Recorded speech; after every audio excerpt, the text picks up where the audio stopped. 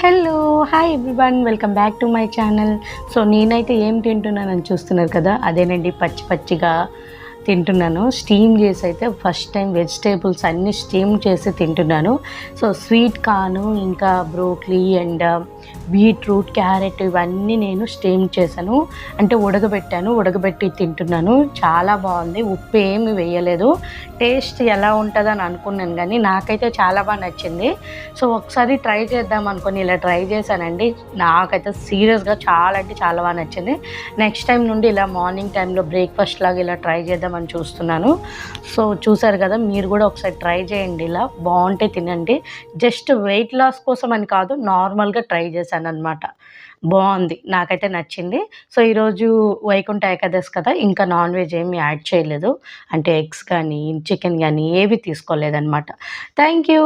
ఇలాంటి వీడియోల కోసం నా ఛానల్‌ని సబ్స్క్రైబ్ చేసుకోండి.